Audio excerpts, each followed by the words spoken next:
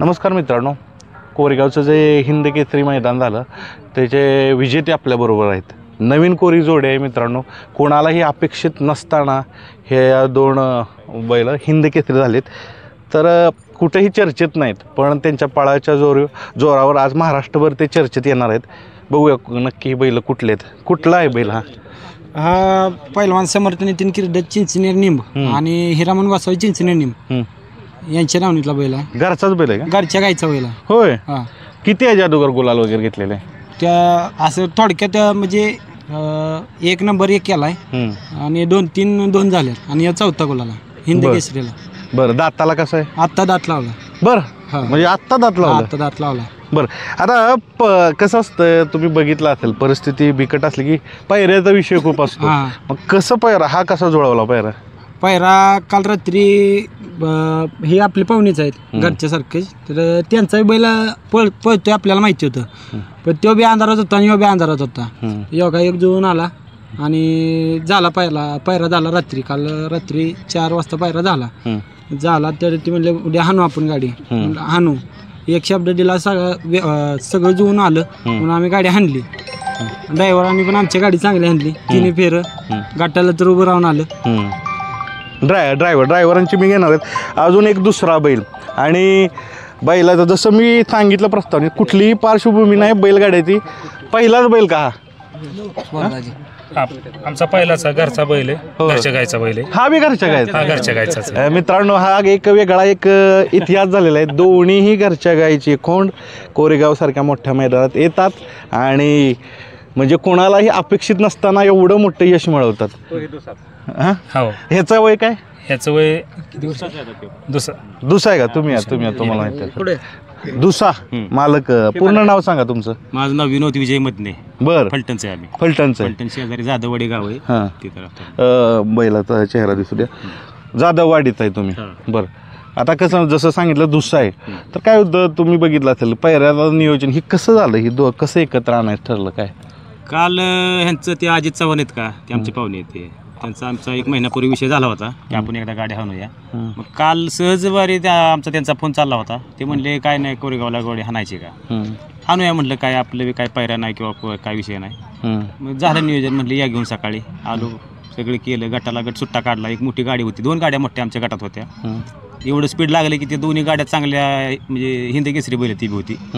ती गाडी मारली की तेव्हाच अंदाज लागला की आपली गाडी आज राहील म्हणून, म्हणजे आपल्या मनात आलं. सेमी पण सुट्टा काढला.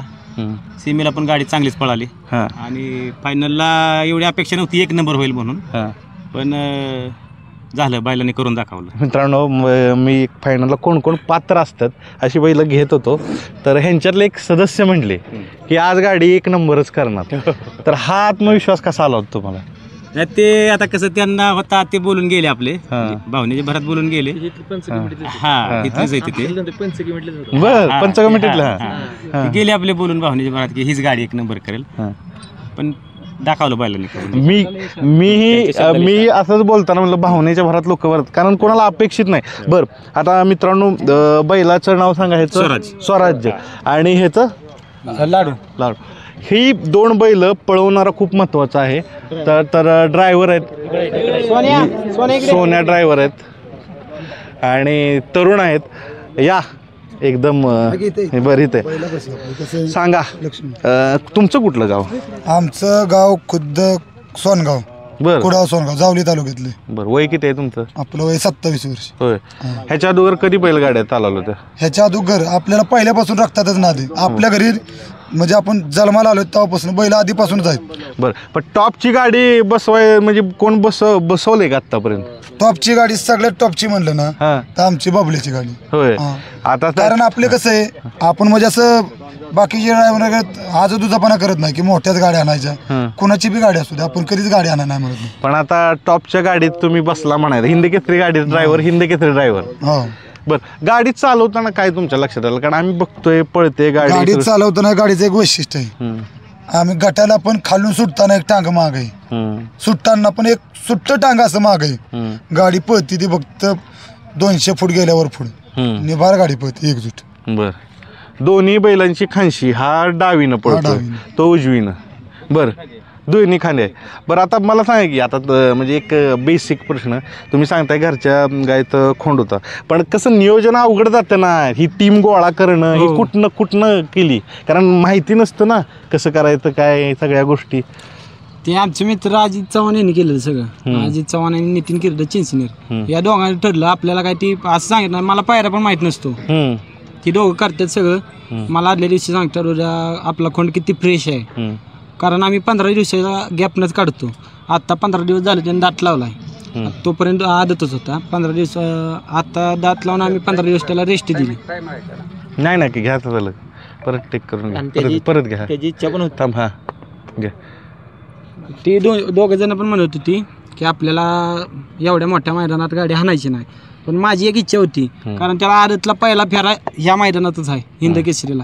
मला अंदाज आहे माझं वासरू किती पळतं, म्हणून मी एकदा ठरवलं. पण त्याने भावाने पण माझ्या काय म्हणजे ती भावासारखीच आहेत माझ्या, त्यांनी बी सांगितलं तुझ्या शब्दापुढे आम्ही जात नाही, आम्ही पायरा करतो.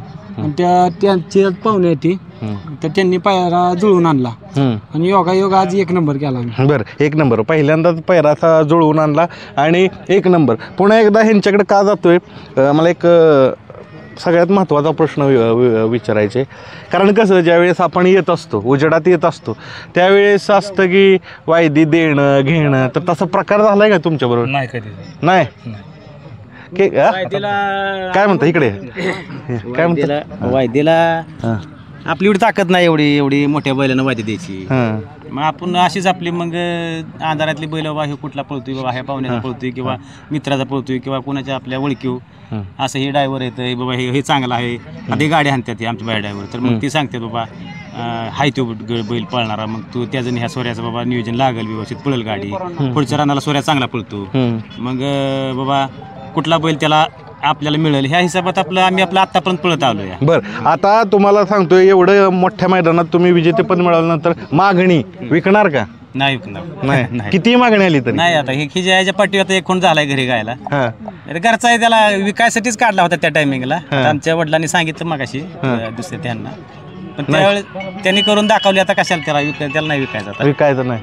बरं ह्याला विकायचे का? नाही ना, कारण आता मागणी येणार. मित्रांनो बरेचशा पण कधीतरी ह्या दोघांना अजून एकदा गुलाल घेतलं तर मुलाखत घेऊया.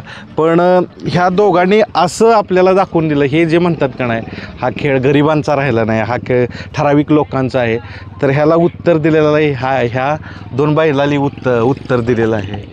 बैलाचं नाव पुन्हा एकदा सांगा महाराष्ट्रात. तुमचं? स्वराज्य. तुमचं नाव?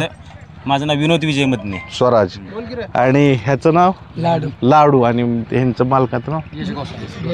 यश गोसावी. बरं. लाडू आणि स्वराज्य यांनी दाखवून दिलं की हे क्षेत्र गरिबांचं आहे. ज्यावेळेस बैल पळतो त्यावेळेस असं म्हणू आपण की ते यश भेटत असताना ते यश भेटलं की सर्व दूर ते महाराष्ट्रभर जात असतं. तर मित्रांनो ह्या 2024चे कोरेगाव हिंद केसरीचे मानकरी झालेत स्वराज्य आणि लाडू. धन्यवाद.